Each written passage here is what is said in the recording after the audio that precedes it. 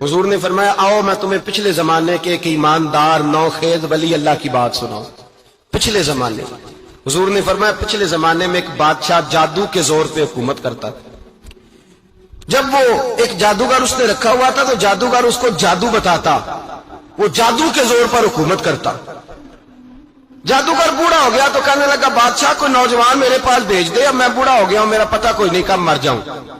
ایک نوجوان کی ڈیوٹی لگائی, بڑا زیرک سمجھدار, اپنے رعایا میں سے چن کے جو ذہین فطرت مزاج بچہ تھا وہ اس نے لگایا.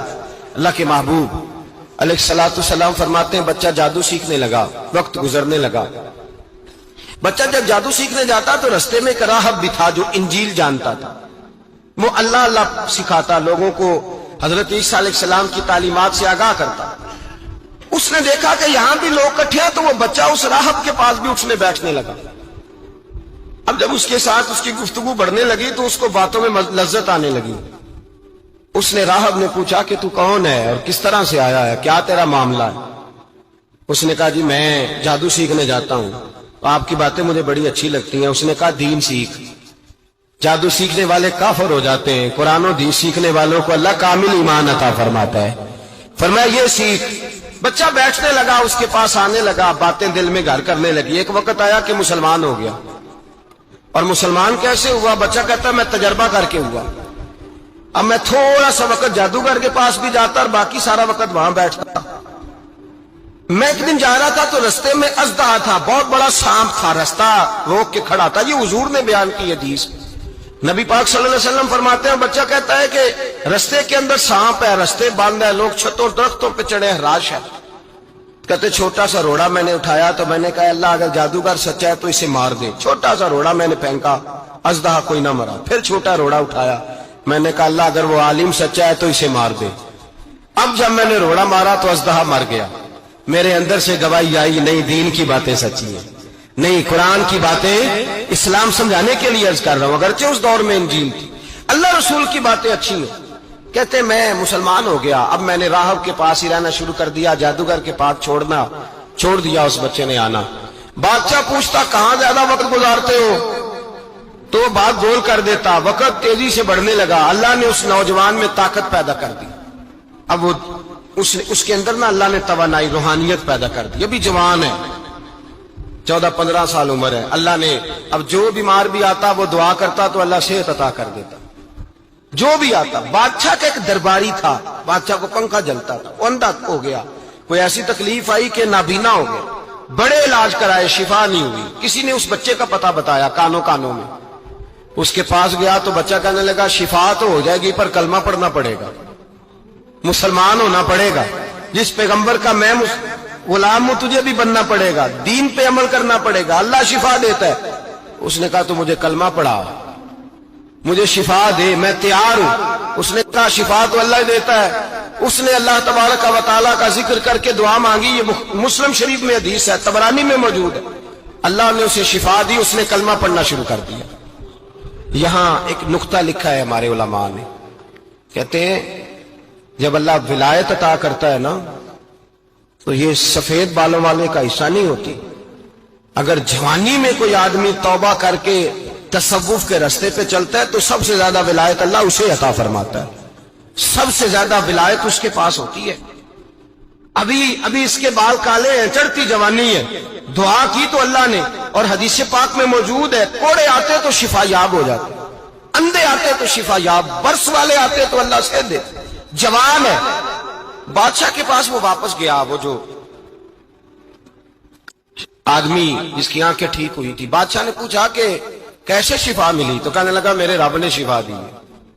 بادشاہ سجدے کراتا تھا, اپنے آپ کو منواتا تھا معاذ اللہ. کہنے لگا میرے علاوہ کون رب ہے؟ اس نے کہا وہی رب ہے جس نے تجھے پیدا کیا ہے, اور وہی رب ہے جس نے مجھے اندھے کو آنکھیں دی ہیں, وہی ہے میرا مالک. کہا اچھا تو مجھے نہیں مانتا؟ کہا نہیں میں اپنے رب کو مانتا ہوں. بادشاہ نے اسے سزا دی, ستایا. اس نے بچے کا پتہ بتایا, پھر بچے کو بلا کے ستایا تو اس راہب کا پتہ بتایا. راہب بھی قتل ہو گیا, نابینا بھی قتل ہو گیا. بادشاہ نے کہا سپاہیوں سے اس بچے کو لے جاؤ اور پہاڑ کی چوٹی پہ جا کے نیچے پھینکو تاکہ مر جائے. بچہ پہاڑ کی چوٹی پہ گیا تو ہاتھ اٹھا کے کہنے لگا یا اللہ میرے لیے نہیں اپنے لیے, मेरे लिए नहीं, अपने लिए इन्हें अपनी कुदरत के जलवे दिखा। मेरे लिए नहीं, अल्लाह के बंदे अपनी जान बचाने की दुआएं नहीं मांगते, अपने लिए इन्हें अपनी कुदरत के जलवे दिखा। ये दुआ मांगी, जितने लोग साथ आए थे वो सारे जमीन पे गिरे और सब मर गए, पहाड़ से गिर के मर गए। बच्चा वापस सीधा बादशाह के पास कहने लगा, लो भाई मेरे रब ने मुझे बचा लिया है। जवान का ईमान देखो, मेरे रब ने मुझे, बोलो मेरे अल्लाह ने मुझे ईमान की गवाही दे रहा है, मैं बच गया हूं, तू झूठा है, मेरा रब सच्चा है। उसने कहा ले जाओ इसको दरिया में, कश्ती में बिठाओ, बीच दरिया के जाके धक्का दे दो। बैठे कश्ती में, दरिया के बीच गए और जब जाके वहां उसको धक्का देने लगे तो उसने कहा, अल्लाह मेरे लिए नहीं, अपने लिए इन्हें अपनी कुदरत के जलवे दिखा। बस एक तूफान सा आया, जितने सिपाही साथ आए थे डूब के मर गए। वो बच्चा उठा और सीधा फिर बादशाह के पास, उसी के पास कहने लगा, लो भाई मेरे रब ने मुझे बचा लिया है, तेरे पास आया हूं। वो कहने लगा, तू क्या मुसीबत मेरे गले पड़ गई है, कैसे जान छूटेगी? तो बच्चा कहने लगा, अगर तू मुझे बांधे दरख्त के साथ और सारे मुल्क को बुलाए, लोगों को इकट्ठा करे, फिर तू मुझे तीर मारना, मैं तुझे बताऊंगा कैसे मारना है, मैं मर जाऊंगा। अल्लाह का बंदा नौजवान, ईमान देखो, मरने के तरीके बता रहा है, मैं तुझे बताऊंगा मैं कैसे मरूंगा। ये बात कही, बादशाह ने सारा मजमा जमा किया, मुल्क सारा बाहर आ गया, दरख्त के साथ बांध दिया। कहने लगा, भाई लोगों ये मुझे मारना चाहता था, मार नहीं सका, अब मैं इसे बताने लगा हूं कि मैं कैसे मरूंगा। इसे कहो जब तीर मारे तो साथ मेरे रब का नाम भी ले, मैं अपने रब के नाम पे जान दूंगा, ईमान की पुख्तगी में अल्लाह के नाम पर जान दूंगा। इसे कहो रब के नाम पे मारे, मर जाऊंगा।